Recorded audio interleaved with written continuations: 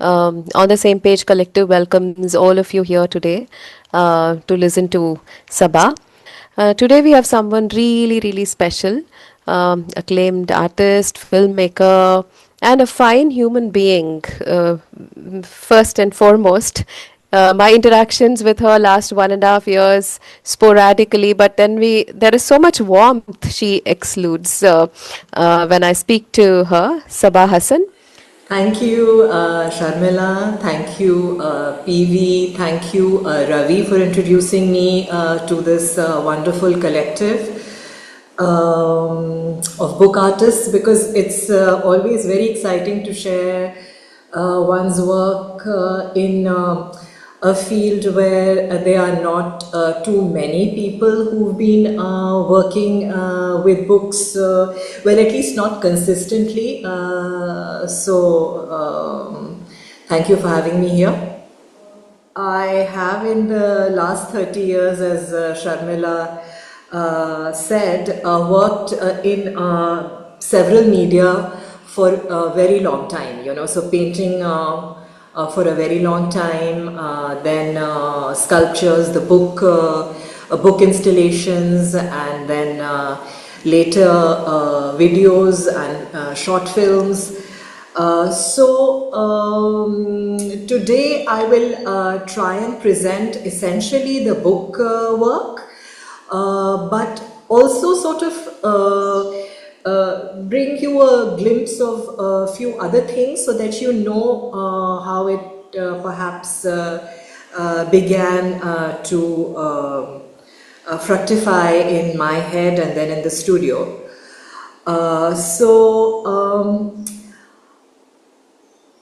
Let's go to the next slide, please. So here I've given images of actually paintings, and a few things are installations, like the burnt text. Right hand side corner bottom is actually an installation, a pretty large work where I had burnt text and tied it up with a jute rope, and that was suspended at the National Gallery of Art in Colombo, where I had done a residency for about a month. So it began, my engagement with text is not new. Initially it was included in my paintings, it was collaged in, and it was not written by me. I chose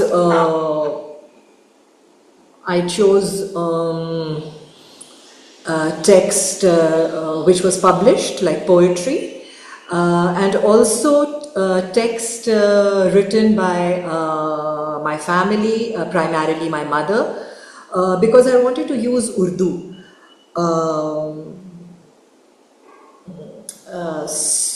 That is why the text that you find here is mostly in Urdu, and she was a broadcaster on All India Radio, but also a translator, and she translated several books from English to Urdu, and I used her, with her permission, used her handwritten script, and also letters that she had written to me. So all of these things found a place in my paintings and installations before the book sculptures came into the picture. Can we have the next slide, please?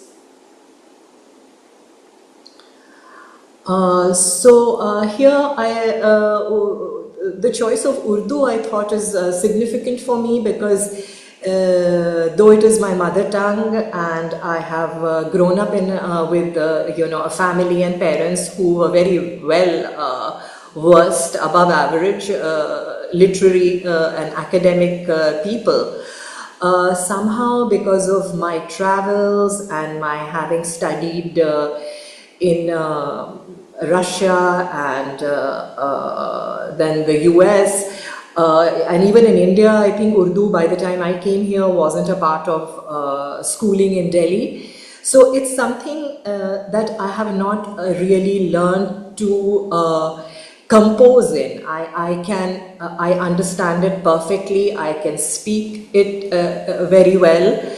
But it did not become a part of me, and somehow I wanted to bring that out in my art, by introducing it to contemporary art. And then politically, also socially rather, there were things happening in India when I returned from my stint with my parents. My father was posted in Moscow. So when I returned, there was this whole I felt a sense of, attack on the Muslim culture, there was a desire to sort of put Muslims as people who belonged to India as much as any other community. And so I began to pick text accordingly. And I found Kuli Qutub Shah's poems. He was the Sultan of Hyderabad in Golconda, and he wrote in Dakhni Urdu, and it became a part of the Telugu Golconda culture. In fact, songs that he wrote are still being sung as folk songs. So I thought that this would be to mesh his words into my paintings, would be a way to show how culturally integrated the language and therefore its people had become. Later in the years, when there were some other concerns, I selected texts from Ismat Chughtai, Mahashweta Devi, again translated by Tahira Hassan, my mother, to put some more socially, I guess, progressive feminist text into the work. So the text was there, and the transition into using books was quite organic. I mean, I was always surrounded by literature, by books which belonged to especially my father, and then my own. By now I had a huge collection of my own books.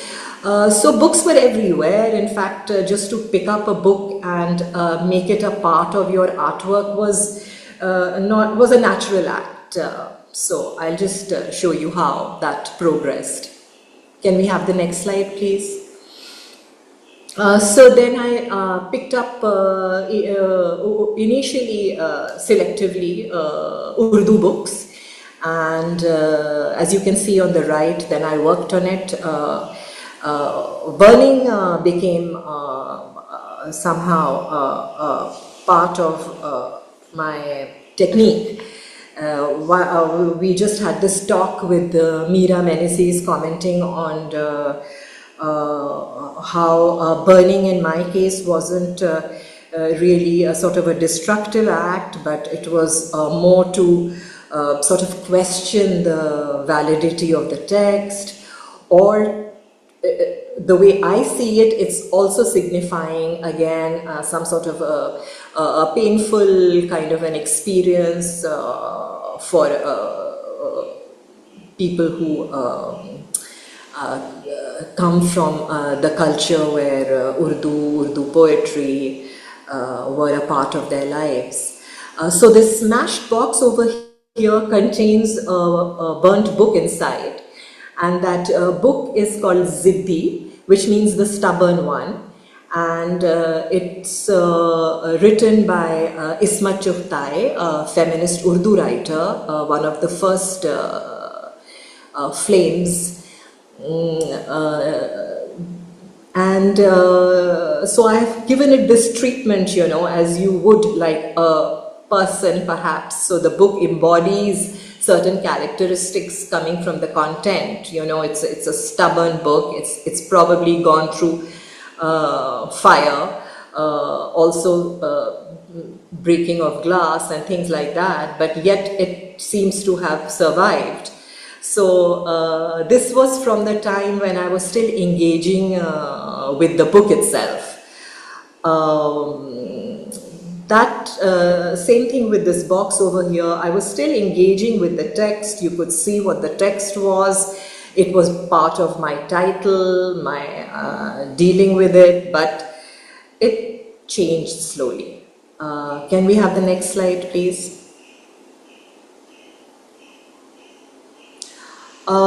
It changed, I think, because I took burning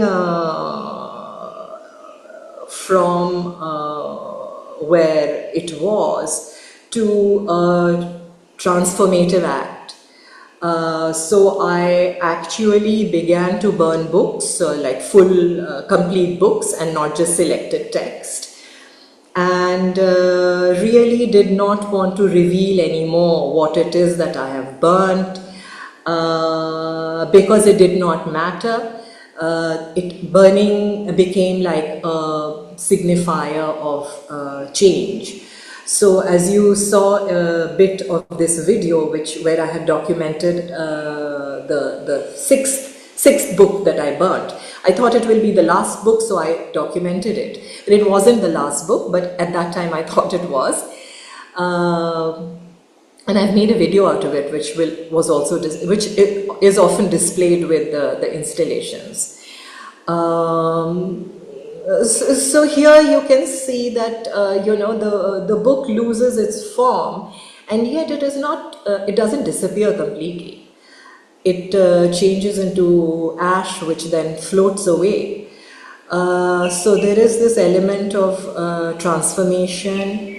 Also hope, I think, because the piece of ash flies and disappears with the wind, but it perhaps lands somewhere and something new comes out of it. So that's how the meaning of burning also changed. The meanings behind the works also started changing. Right bottom you can see this is the video is one of the earlier book works, and the one with the gold is one of my last book works, perhaps just made in 2025, where the entire book is charred in a different way. It's not a slow burn, it's a blowtorch, and then the scars are being repaired. Like kintsugi, the Japanese ceramicists, they use kintsugi gold leaf to cover the scars in a certain acceptance of imperfection, and also perhaps protecting something and seeing its beauty despite the destructive act that was performed on it. Many things. We can talk about that. Can we see the next slide, please?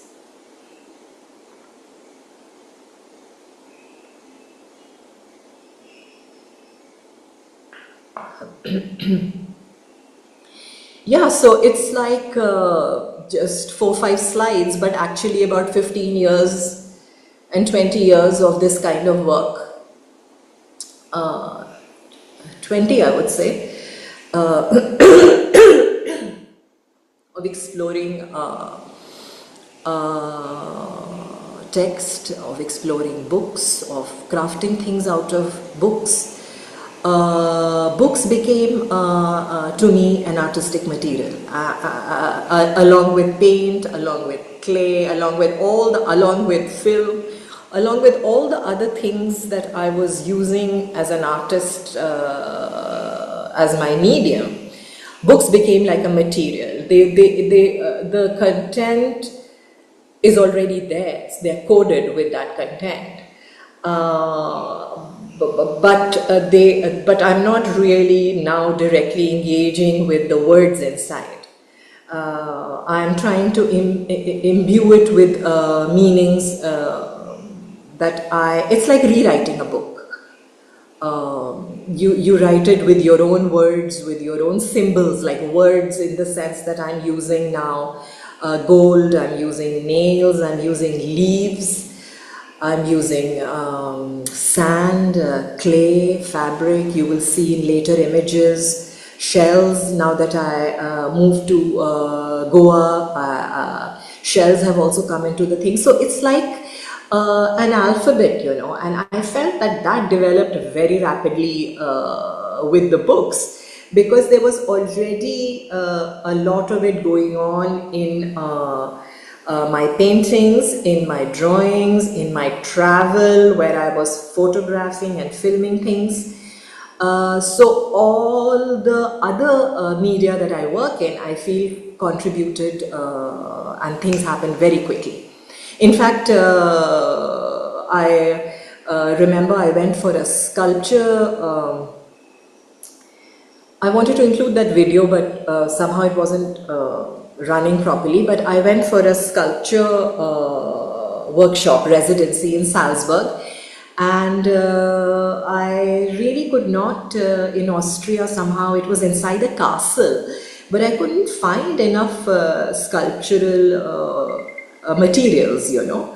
And I don't know, or maybe just the inspiration wasn't there. It was a beautiful place. There was a river, the castle, the hilltop, the sky. It was magnificent, and but I just couldn't do anything. Like, I couldn't make any work. So I remember taking a train to Vienna from Salzburg with my daughter to see the museums there. And on my way, I just started writing all this, you know, and what I felt in the castle. And that became my work. I came back, I just stood up in the middle of the castle and started reading out all that I had written, and people started listening to it. And some of the parts were interesting and poetic, some were critical, political, some were personal, and somehow after I worked on it, it became like a free verse poem. And I, again, you know, coming from Saba Hasan, my mother, who was a newsreader, she had a beautiful voice. We heard it all on the radio every day, and somehow I didn't think twice, and I thought, okay, why don't I also just record everything and put something called, which the other artists working with me called a sound sculpture. And so all this text that I had written, I made it into a sound installation and put it in one of the gateways of the castle. So I wanted to the placement, because I wanted somehow this transition, you know, transition from inside a fortified structure to the freedom of the sky and the river outside. So I wanted that transition to be the most powerful experience. And that's how I moved into poetry and sound installations, which I also think are part of book works because of the text. And the text is in English. As you will hear later, I have included a small clip of a poem. Can we go to the next slide, please? Yeah.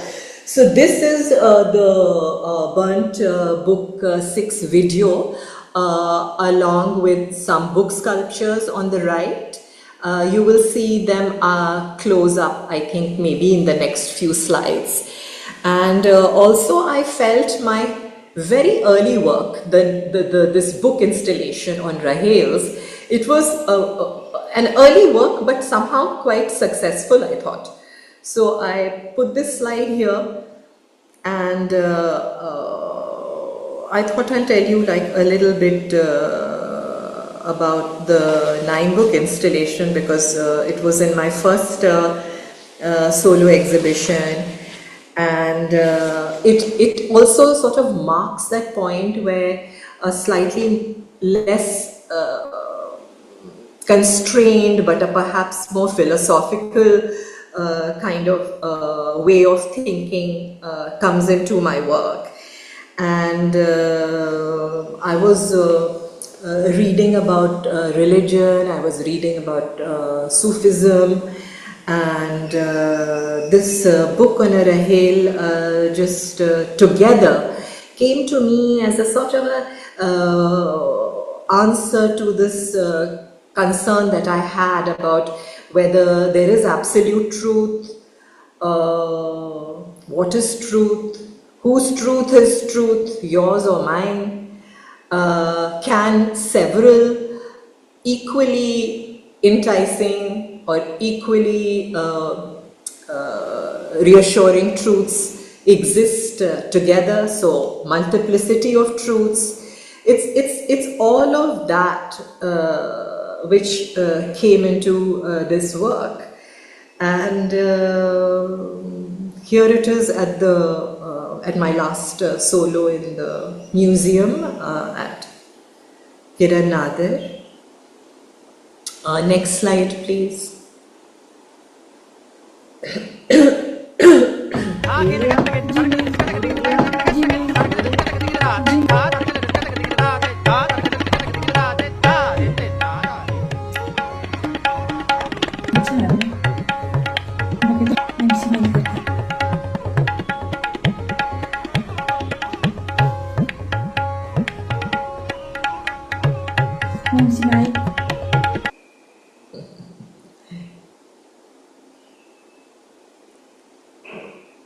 Yeah, I put the video there so that I get a break, but also to make you understand how when you are working with your hands on the book, this is what I mean by it became my material.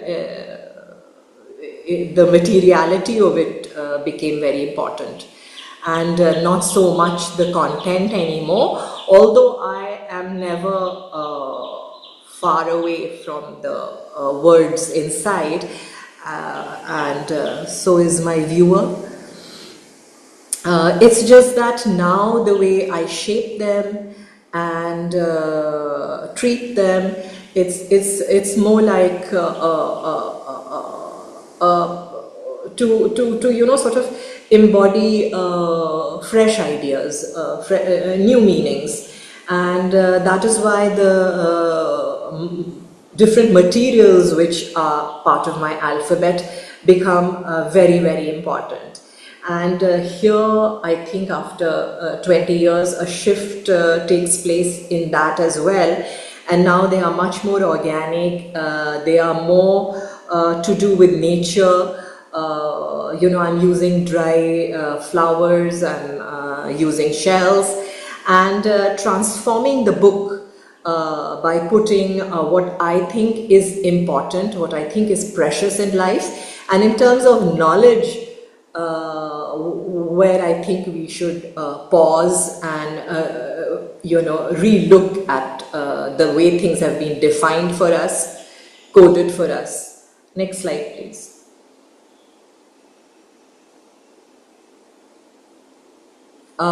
This is a pretty successful series of works that I did, which are called embalmed books, where I carve out the content and I embalm them. This particular one is using the traditional Egyptian technique, so it has spices, it has bandaging, but the idea is what I just said, is to introduce the precious, to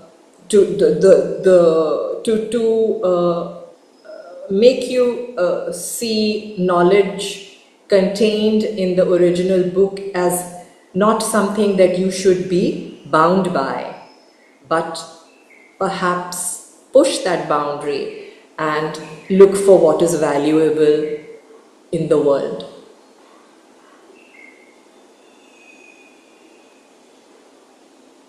Next slide, please.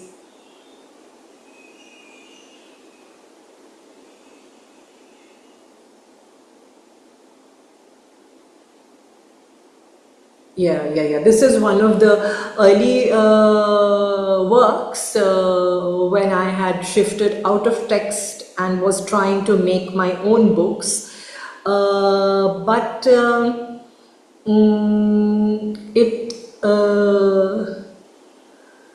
I feel that I included it perhaps to show the fact that a book can be without words, and the viewers the viewers offered something which is open-ended in terms of meaning, and also the scale of it. It's a pretty giant construction, so as tall as I am almost. It was a very complex thing to make, and it took me a long time.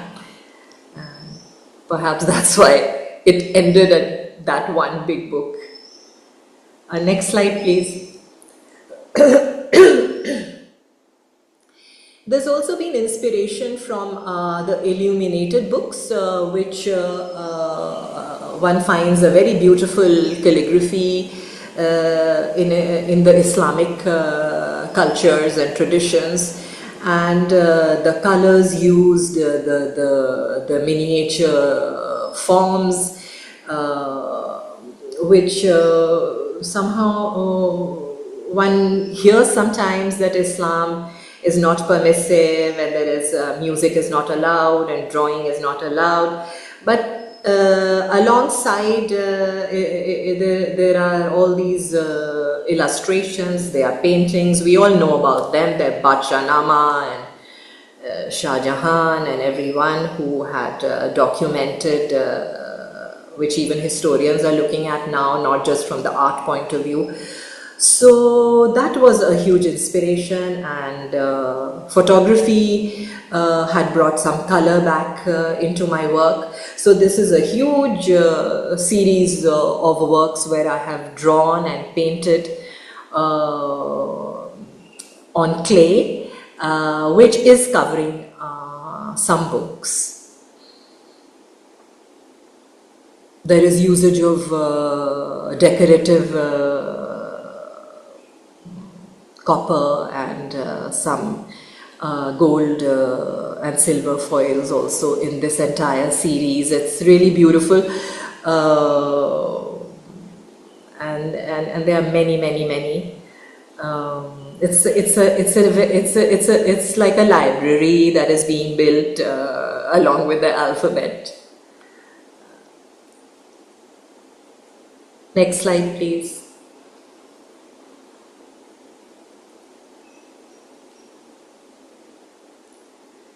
Yes, this is again a shot from the exhibition, because I didn't want to put individually a lot of things, but after the burning, after the color, after covering of the text, after the box containers of books, there came a certain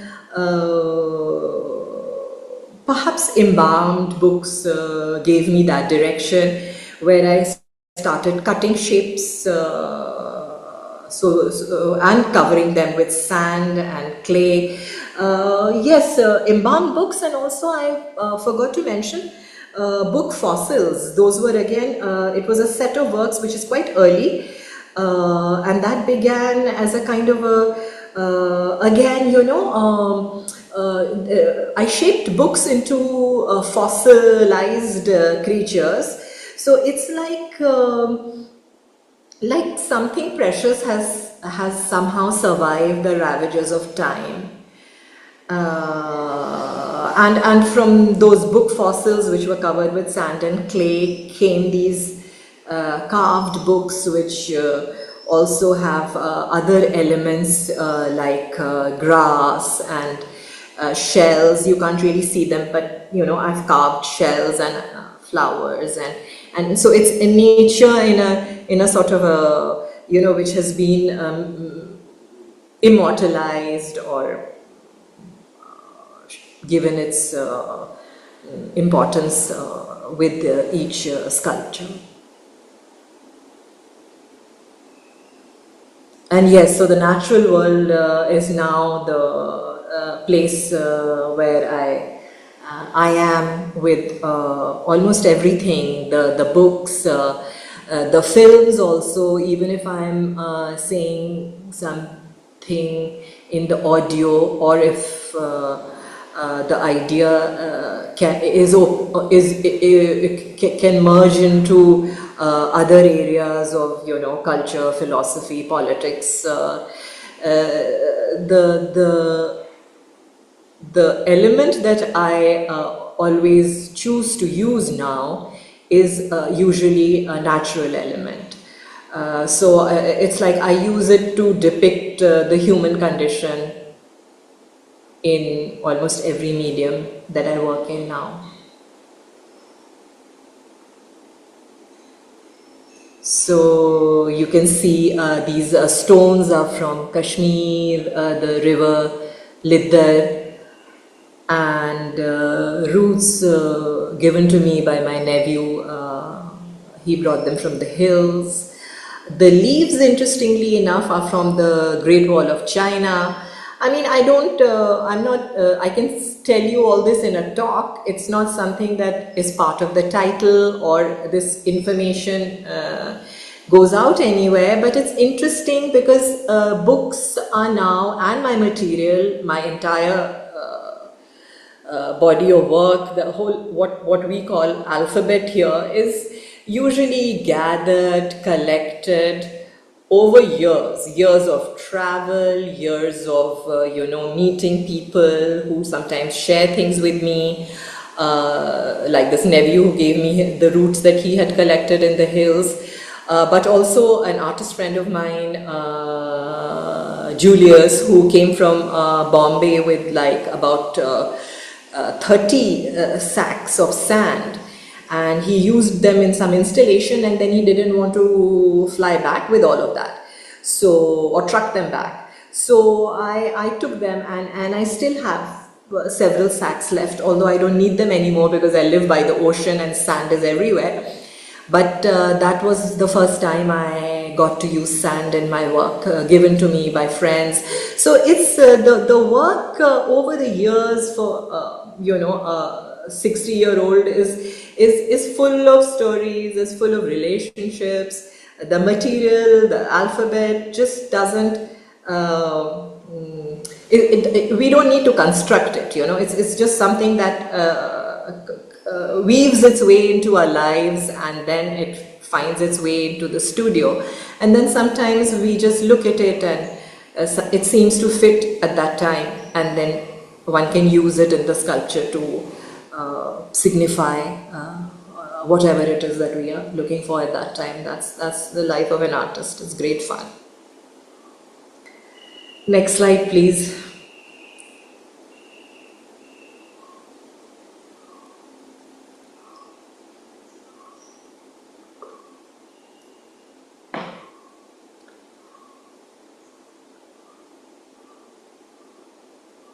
Yeah, so actually this slide is exactly what I just said right now, is that your language and your voice are formed, I think, after some years of practice, and are unique to you because they come from the way you live, the way you think, where you come from, where you go. And I am a bit of a traveler. I left the country with my parents, as I mentioned it earlier. My father was a foreign correspondent, and I left the country at the age of 6, and I ended up in Moscow, where I didn't know Russian, and I was in a weekly hostel, and I kind of learned everything and on the go, and that's how childhood was. And I learned a different language. I collected different things.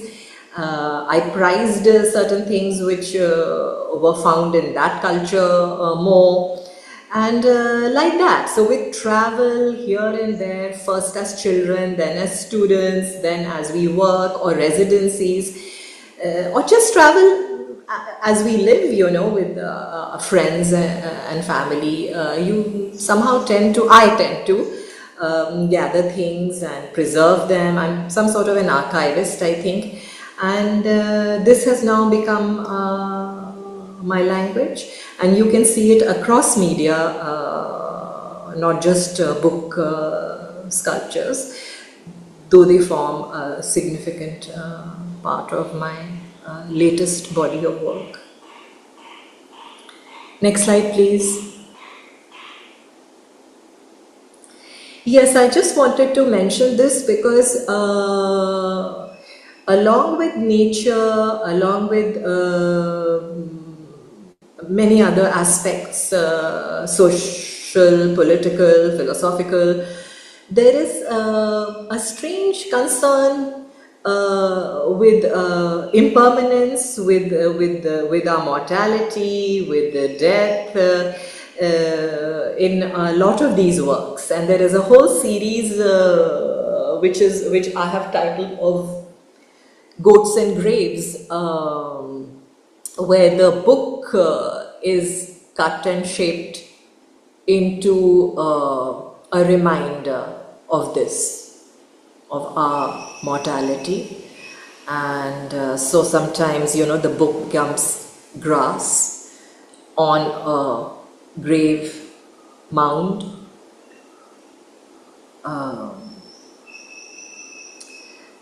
I think the title, of course, I can explain, of Goats and Graves is when I went to Amma's and even Abba's, but definitely Amma's grave for the first time. I found goats grazing in a Muslim graveyard where things are not always covered with stone and marble and it's just grass. So I found goats grazing. And first I was a little offended and hurt that, this is, the people are letting this happen. But then I, realized that this is all part of, I guess, cycle of life, nature, dust to dust. And I remembered that my father used to tell me that, again, among Muslims, to really have fancy graves, although, looking at the Taj Mahal, you wouldn't think that. But Abba said that it's not really, to cover things in stone and marble and make it final as if nobody else now can lie there, is not the way. You are just supposed to have a green grave, and it should perhaps last the lifetime of your children, maybe grandchildren, and that's it. It's like a memory. Your grave just fades, and it can become somebody else's grave. Little scary, but also it makes complete. I accept it. It's there in the work. Next slide, please. So this is all the graves,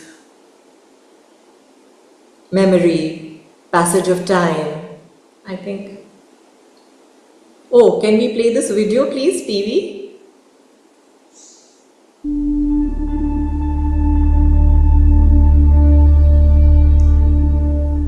At the museum right now, we have 2 other shows going on along with my solo. One of them definitely addresses a much younger generation, which probably would be like my sons or my daughters. And I got a lot of audience from there. And on the other side also, the drawings exhibition, I got a lot of audience from there. So I found that very gratifying. There was one beautiful line by a very young designer who came and saw the exhibition, wrote that Saba's show was like standing in the middle of a quiet storm. I kind of agreed with that because there is at one level a lot of chaos in the sense that there are books being treated in all kinds of different ways. You hear sound, you see fire, you find calm in the 9-book installation, for instance. It becomes very philosophical. So there is a lot going on, and yet if it can make you feel that you are in the quiet, where you can reflect upon the various things that I'm trying to address, I'm really happy with that response. Once the artist has created the work, the next most important person is the viewer. In this age of words, I really don't like to speak a lot about my work or to explain the work, and sometimes it may seem very cryptic, obscure even, and yet I find viewers who respond very strongly to it. So what I look for is not really an understanding in the sense of the intellectual, but I look for connection. And I think it is more an emotional connection. If it stirs something inside you and a connection is established between you and the work, I think that's enough. I chose books to be my material because of my love for them. I have grown up with books, I have grown up with poetry, but I felt that in my hands maybe I should rewrite them or reshape them, or like a sculptor and an artist maybe mold new meanings out of them, make them mean things which perhaps are more relevant to our times than what the original content may have been. The last 3-4 years I have been working on specifically these sculptures, and now to see them come together in this particular exhibition, where it's not just the sculptures but also an entire trajectory of, let's say, about 15-20 years of my work, where the viewer can also see where it began and how it's ending, has been very, very satisfying, very elating, very thrilling for an artist. I'm really content, and I think KNMA has done a beautiful job. Everyone here has contributed tremendously to this exhibition, and couldn't have expected anything better. Thank you.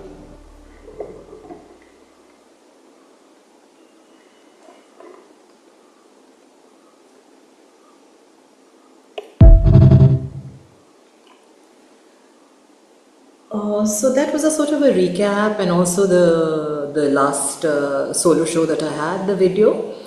And now I'm working on a book which is not exactly all that I described, but an artist's book or a photo book. And it's also something that has interestingly been done by another cousin of mine. I have her copy here. She published it. Her name is Diba Siddiqui. She lives in Bangalore, in fact. And so we have, Diba and I have this family book.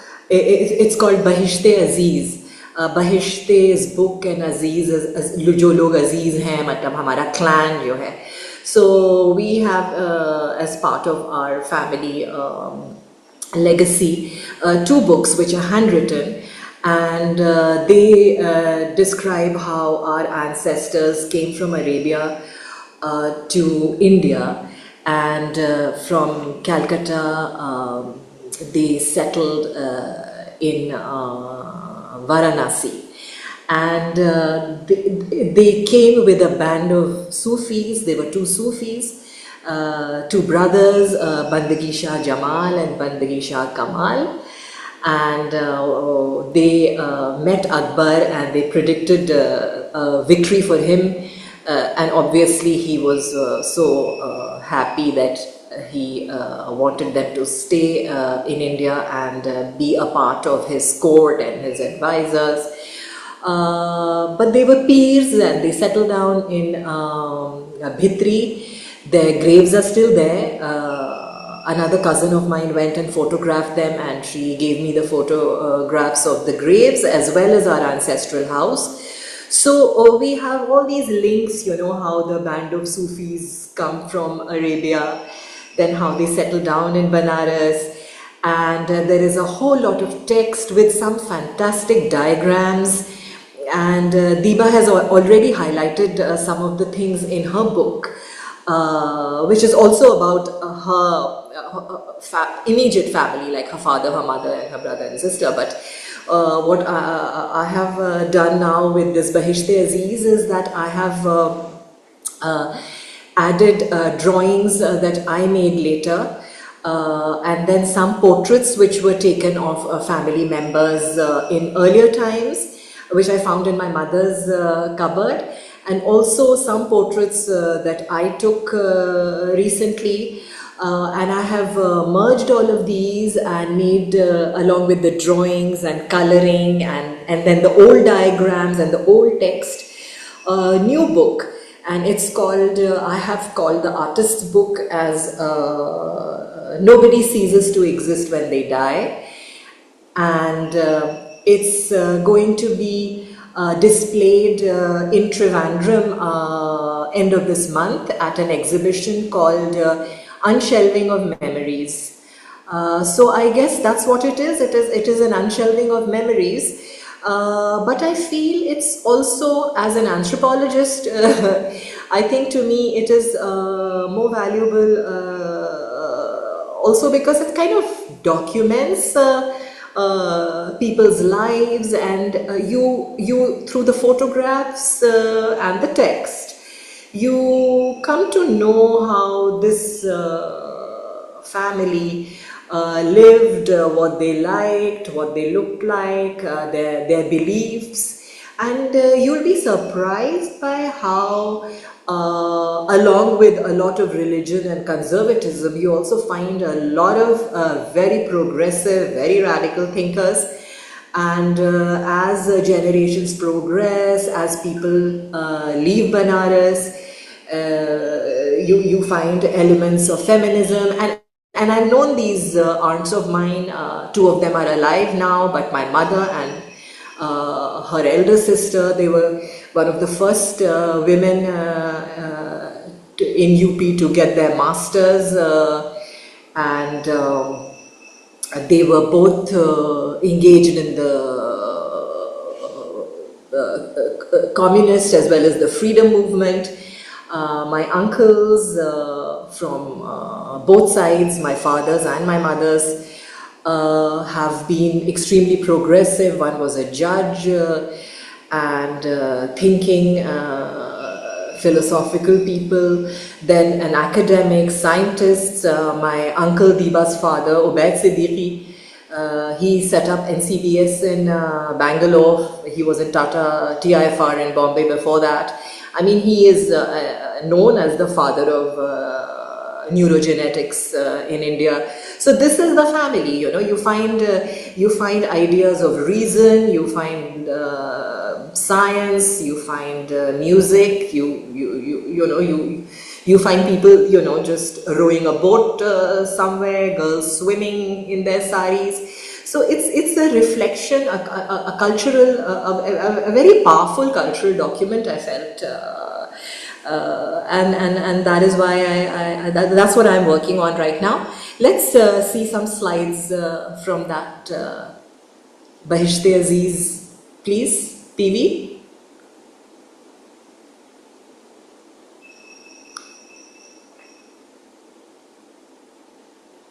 See, this is a part of the family tree, and on the left, and right, there are extracts from two other pages.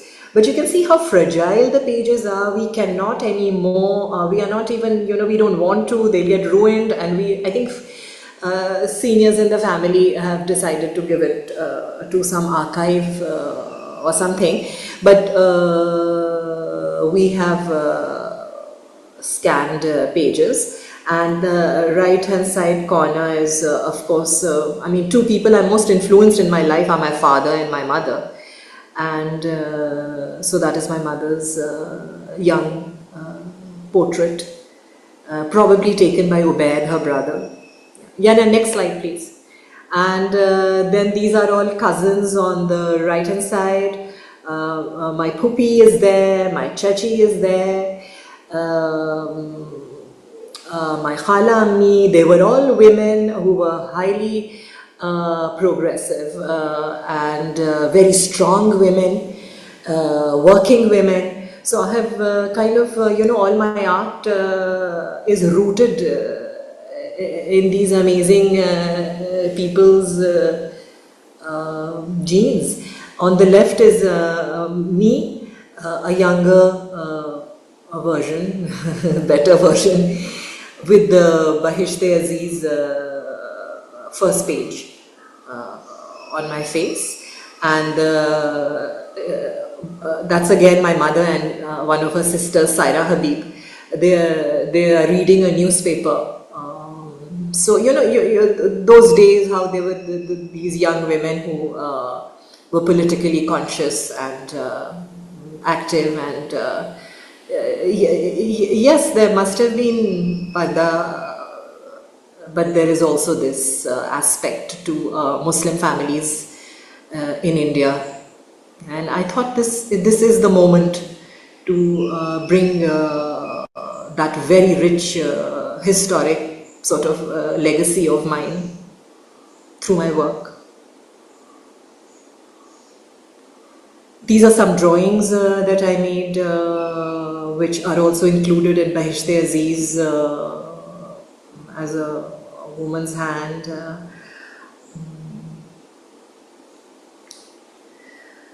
And so that was Bahishte-Aziz, Nobody Ceases to Die When They Exist, which will be exhibited. And this slide, once PV plays it, is actually one of my poems, which I thought I'll read in the end so that as if you're not already tired of my voice, but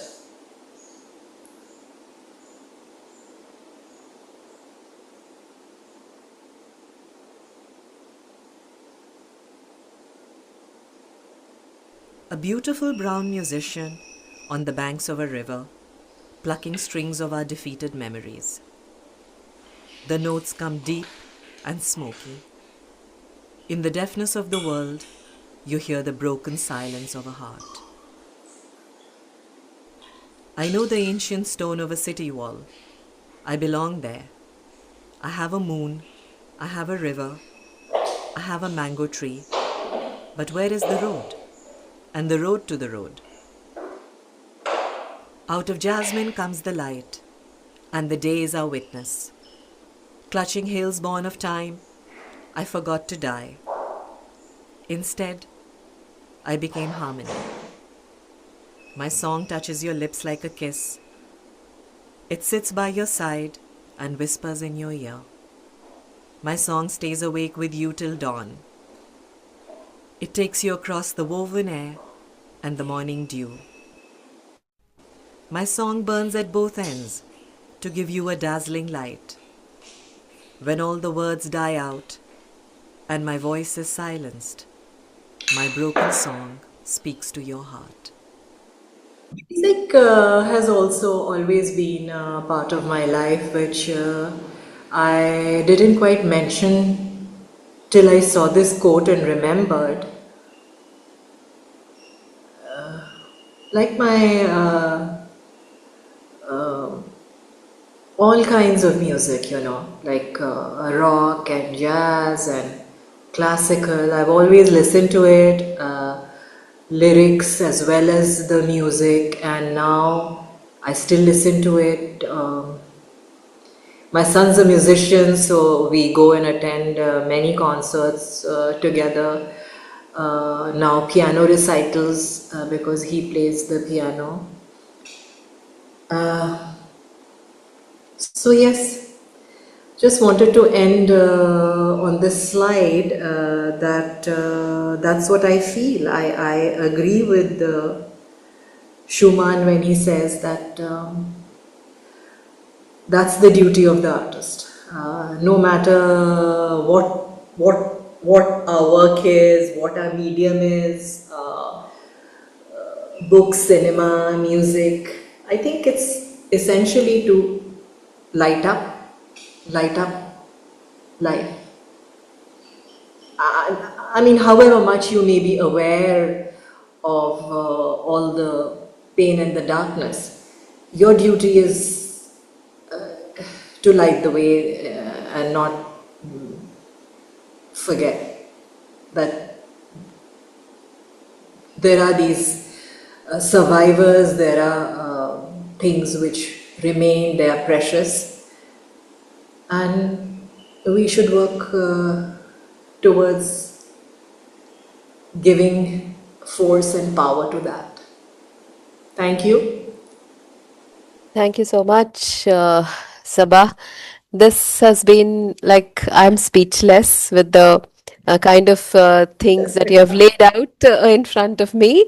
And I'm sure all of us are feeling at some point of time or the other tugged by a lot of sharing that has happened within these few minutes. Sabah. And Sabah, how do you find book different from other things that you do? How, I mean, what is the essential difference that you find? Like, if you were to explore a similar theme in different mediums, how do you find book different? And what are the challenges and what are the experiences you had making books compared to making a painting or making a video or taking a photograph and saying the same story? Yeah. Yeah. Well, I mean, it's both. Like there is a difference, and yet there is no difference. You know, by now I am so familiar with the material itself, the idea of the book, the structure of the book, the physical feel of the book, that I really don't find much of a difference. Like I could be sculpting anything. Yet, the book, because I like the constraint of working with something which already has a content. You see, it's already representing something. To me, it represents knowledge. To somebody else, it might represent their God. It represents extremely powerful and very necessary things in human life. So that makes that particular material very exciting. Because there is a constraint now. You can break out of the structure. You can write a poem. So you're no more bound by the materiality of the book. But to work with the book, with which somebody has written, which somebody has published, like this Bahishte Aziz, it cannot be anything but that. You see, it's a material that is so significant. It is already a powerhouse of so many memories, of so many emotions, of so many ideas, that the minute you see Bahishte Aziz, you are already you've experienced so much. So to work with such a powerful material, in that sense, Sharmila, I feel is irreplaceable. I mean, to my mind, to somebody like me who loves them, it's irreplaceable. Yeah, yeah, I understand what you're conveying here. Yeah, that kind of answered my question. Yeah. Anybody else? Any question? Why do you use books? Books. Huh. Yes, as you said, they already represent a certain thing for a person. The moment you see pages and open pages, closed pages book, it already gains a headway into some direction, which can be challenged or which can be led along by the artist. You know, Yeah. so that's pretty much what I try to do with the books. Like play with the content already existing. Though none of my books have already, I have not worked yet with books that already have written content in it. But the aspect of book itself conveys, as you said, a lot of things. Exactly. So to challenge that already set mindset is what I try to do, to kind of break out from the book kind of a thing and see if the book can fly, the book can actually, the pages are flying, or Yeah. it's trying to imagine something that is coming out of a kitchen box, the masala dabba, my grandmother's recipe coming in. So that's how I try to visualize if a book were to fall out of a kitchen to start flying. That's where I try to challenge the already set thing, that book is on a table or in your hand and reading, but what if a book is flying off your hands? Pages are flying off your hands. So those are the kinds of things that I try to bring about here, but it offers endless possibilities. That's what I have figured. Totally. Yeah, it it does give a very exciting thing possibility. Apart from what possibilities we are already thinking about, it does give a lot of. It gives you lenience to handle it the way that perceive it the way that you would Yeah. want. Yeah. Yes, PV, you have a question. Yeah, I wanted to ask when Sabha was mentioning about the personal connections she brings in from the family, from the ancestors and everything. Is there anyone who can create something which is alien to them? I mean, is it like always personal that comes out as a book? Any artist can create something which is no way connected to them. Is there anything that you've seen with, or any artist who produced anything?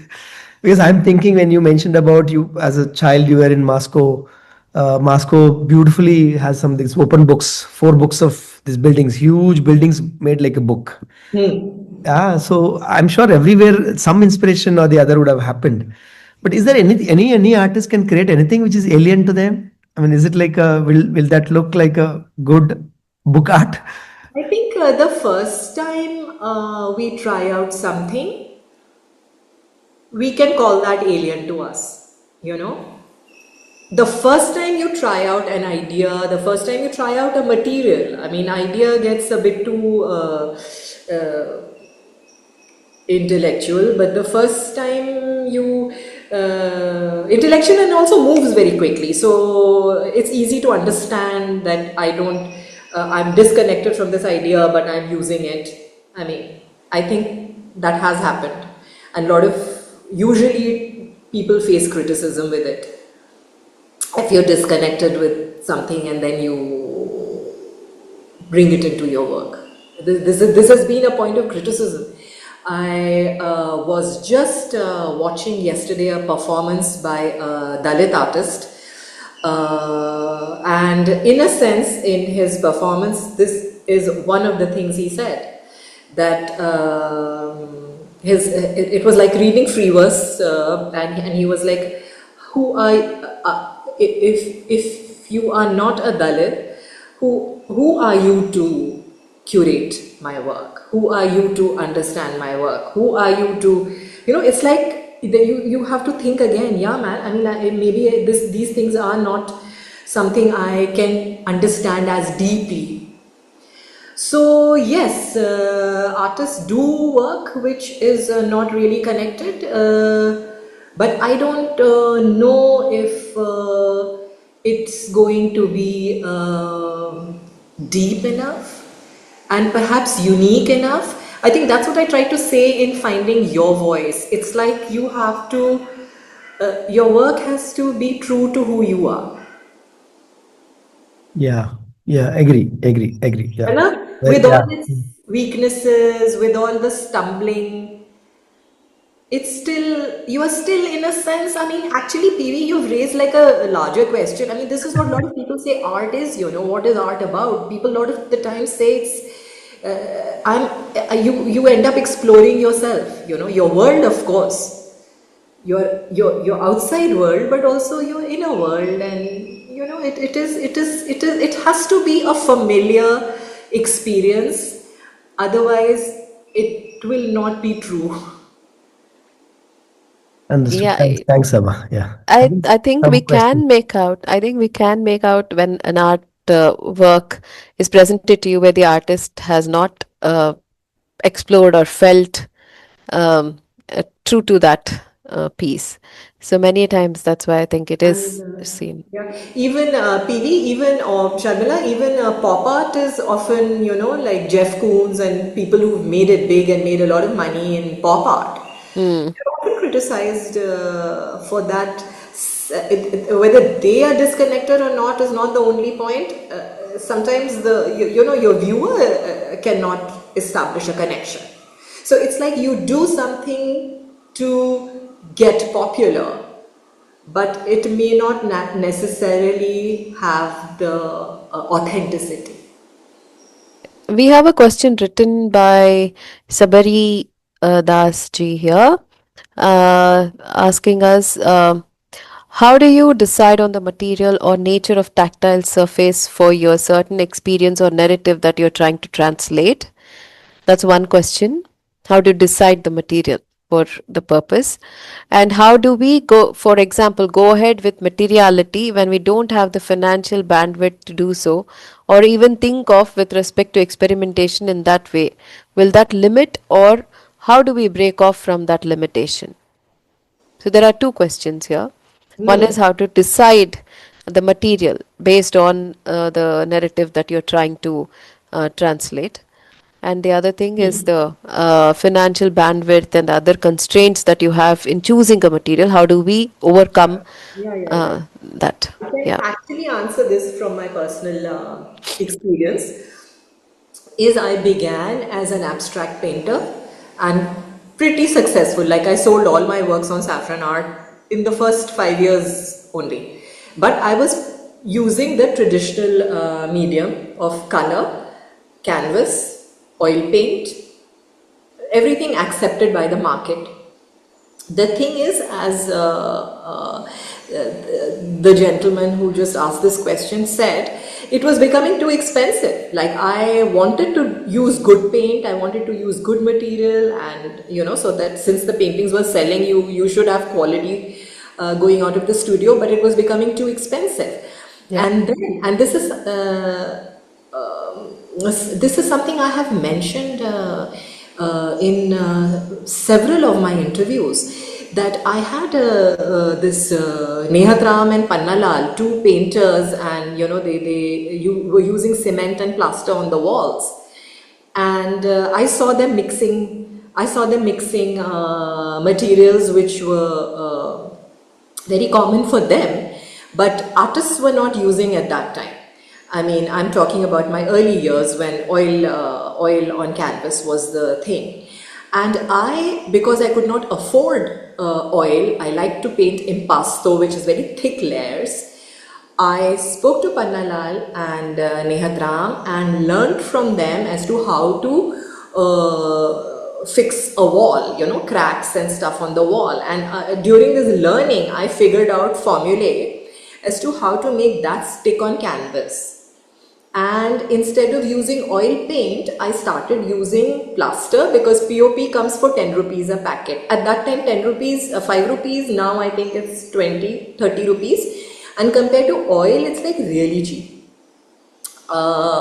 And so material comes sometimes into your life because, well, I mean, you can't afford it, and commonly available kya hai, afford kya kar sakte ho. So according to that, I picked up plaster, and that's how my 10 years I painted like that. I stopped using color. I just painted using clay, POP, fabric, like fabric, malmal, khaddar, and paper. And that's again how paper and text became material also. And even fabric and gauze became material. And now you will see them in books. So actually this is a very valid question in my case, because I'm a mixed media person. And I've been making choices in terms of materials almost every 5 years. And that is how this entire, I call my alphabet, actually has been built. Circumstances, compulsions, Yeah. Yeah, I agree. and also success, I think, like what works. Success for you in your mind, success as a successful material. Like I've also used nails, which I found very successful then. Yeah. So some of my book works have nails in them. Again, it's very reasonably priced. So yes, I agree with you. I do go for value for money in my choice of material. As much as philosophy or the traits of the material itself, then they become important. Like I don't like inorganic things too much. I prefer organicity in my material, so I would rather lean towards clay and shells and leaves instead of something else, some harsh material. I used to use it when I was young because it brought certain elements into the work. Like I've used wire, I've used aluminum, I've used iron nails. But now less and less, I think it's my choice of material is also from my own a certain softness is coming in to my old artist persona. Evolution. Yeah. Yeah, that was so well answered, and I got a lot of things from this question and the answer. Anybody else wanting to having some questions, wanting to ask or write? Anything else? I have a question. How big was this gigantic book that you did near the gate and with the car? That picture. What was the Yeah. and what material was that? What material was that? Material is that the one I don't like, in fact, I discovered it then that I don't like it. It's that Uh, very commonly used by a lot of contemporary artists. You know that what is it? Fiber. fiber? Fiber? Yeah, Ha yeah. ha ha ha ha. I did mix some more organic things, like I'm forgetting the names of all those things, various Mm. glues and Yeah, uh, something a little more natural. But yes, this was fiberglass kind of thing. So, it's liquid at first, and then you lay out sheets yeah. in a tray. It's about 5.5 in height. Hmm. So that became very long and laborious, and also, as when you touch these things, they have bits of glass and stuff in them sometimes. You know, Yeah, the material. right. And what about these books that are the books that speak about the grave and the epitaph and those kind of things? How big are those books? A regular size of a handheld book, or they're bigger?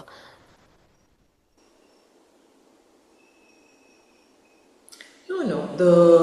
All the graves are regular books. They're Right. regular books. Because I think I got confused with the ones that were laid on the grass for photographing. There you can't make out the scale. There were two pictures of the grave book which were taken very Mostly the closely. book sculptures, that's why I gave you a few museum shots and Yes, video yes. also. Yeah. Mostly the book sculptures now, Mm-hmm. after some of these installations and larger works, Hmm. mostly the sculptures now are book size Ha. because they are books. So it's Yes. like a big book, fat book. Yes, yes. So anybody, any more questions? PV, anybody else has any questions? No, I think I got all the answers that I had. Some of the questions are being No, but answered by PV's Sabah. question, I'm still wondering. Like, Yeah. About I mean, I had in a sense done things when I have not been very deeply connected with. Yes, and they have not been successful. They have also been successful. Okay, let me tell PV this one story. I'm sorry if no, no, people go ahead. Yes. get bored. But I was on a residency in Paris, and I was like, I think working on installations. My residency, the whole project was to explore installation art, which at that time in India was new. This is about 20 years ago. So I was doing that, and it was a long residency, about 4 to 6 months. I extended it to 6 months. And for some time, I think for a month or two, I was living where my son was working. He had an internship there. He was in college. He just had an internship as a translator. So I stayed with him very close to Notre Dame, the cathedral.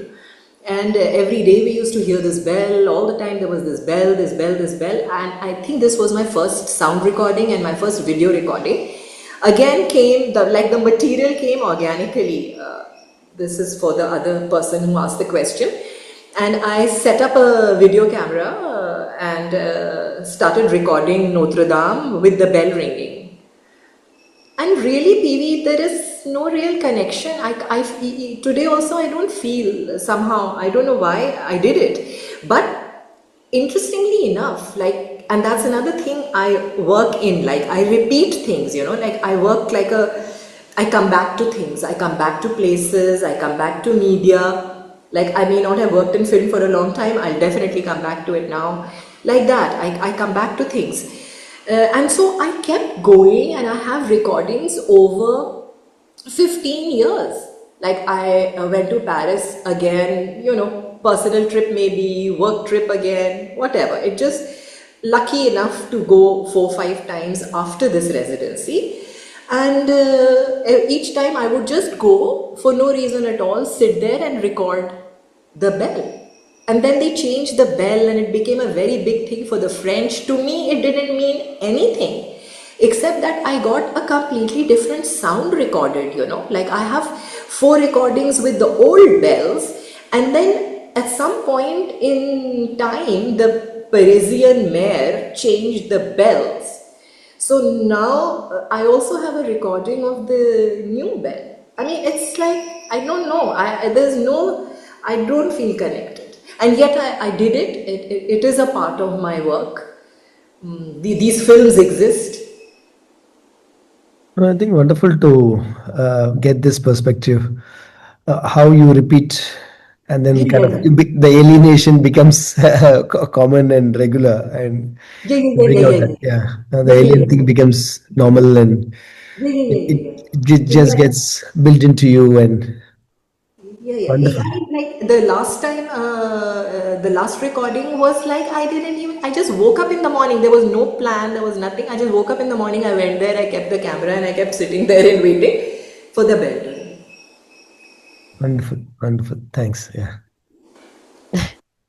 Yeah, I mean, now how will you will use these bell recordings also in your future works, maybe, or Yeah, it's I've just for already, documentation? Sharmila, there's already a video. Mm-hmm. It's called the Paris Diary. And Okay. I have put 3, 4, or maybe all the recordings Mm-hmm. over different years. Like, Okay. okay, over different years. Interesting. It's mind blowing because, Hmm. by the way, PV and Sharmila and everyone else, I just remembered that the last time the bell did not ring. Ah. Yes. So somebody shot himself, like a right wing politician shot himself inside the cathedral Oh. as he was, protesting against same sex marriage. Mm-hmm. And so he, foolish man, shot himself in the cathedral. So it became a police case, and there was police everywhere, and they cleared out the cathedral, and the bell did not ring the entire day, and I did not know that. So I sat there for 3, 4 hours, and I've got like the video footage for all of that without knowing what happened. What a, yeah. Yeah. Amazing. Amazing So I put stories. that One. also in the video afterwards, like after, like a ticker tape, I put it there. That this, Ah.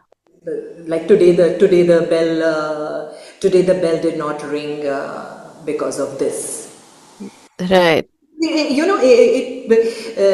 Very interesting, because out of the disconnection and yet a certain bizarre connection, or a certain desire to just do this again and again and again, perhaps to understand why, or maybe I just like the sound, I have no clue.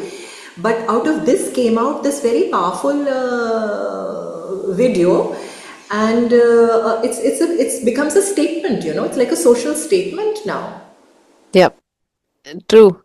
You know, That's should same-sex marriages exist or not exist? Like my video is already saying that yes, everyone's equal, and you should marry who you want. So it's without really saying all this. yeah. It's all being becomes life becomes a part of your art. Yep. Yeah. Any more questions before we close? Anybody has any questions before we close? I think let's close. Yeah. See, I would like to, just summarize what I felt. It's very personal. While I was listening to Sabha and seeing her work, the journey has gone on from very solid blackness of the burning and that quality of a material transforming itself and saying a different story, though it is the same material. When you burn, it's the same page that has burnt, but it says two different stories when it was a page with all the letters and when it doesn't have those things. So, right from there to color, and now a progression into whiteness to blankness, yet saying the same stories, like very profoundly displaying textures now, instead of colored this thing.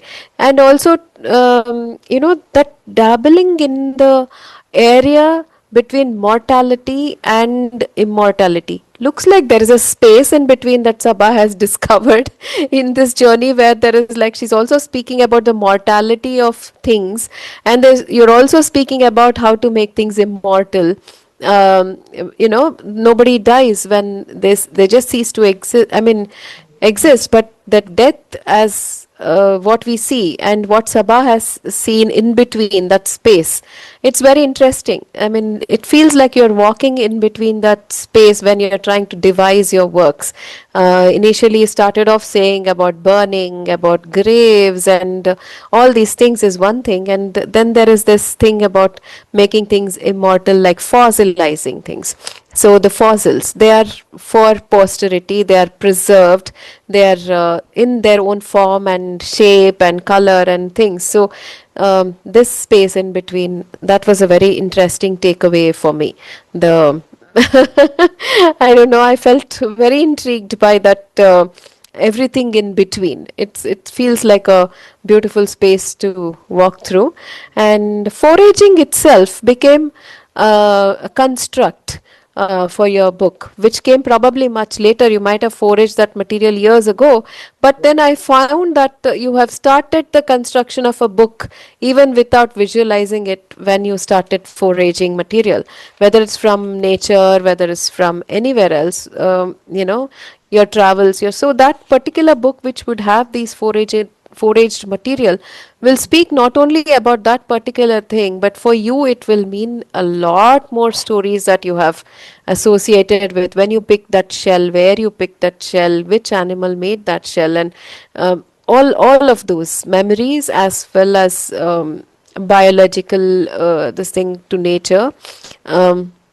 And of course, not to forget the books on your the lineage that you come from, your parents, your ancestral things that you're beautifully trying to depict using the things that you have got from their inheritance of these books. And a very solid feminine voice that I could see in some of your works, which, I mean, feminism, I feel that it is a voice that has to be loud enough to be heard despite all odds. To have that voice. I mean, we might say that, okay, those voices are usually very heard very low and in certain cultures, but then to have it loud to be heard, and in terms of these voices being depicted as images and texts. And you were saying about your mom who was working as a newsreader, and that voice was heard by millions. So I think in your house, feminism is a very strong. I mean, females have been given a very strong place. So but that's like laudable, and for generations. It's not for this generation. So that you have inherited, and it's seen in those books. So you have spoken out loud and clear, and that has given me goosebumps and all along. So thank you so much. It's been an experience of a lifetime for me to have interacted, to have seen your works, and Thank hope to you. see your book in person someday very soon. Yeah. Thank you so much. Thank you so much. Yeah. Nothing like talking to sensitive artists who themselves are in this exploration. It's the pleasure is entirely mine. I'm really happy to be here. Yeah, and we really are happy we got an opportunity to showcase your work on this platform. So the entire team of on the same page, PV, Pranjit, myself, we all would love to thank you. Thank you for taking the time off and sharing your story here. So it's been a lovely day. Big thanks right back. A big thanks right back, you know. Yeah, big thanks right back. Thank you, Sabah. It was Thank you. awesome, really. Thanks.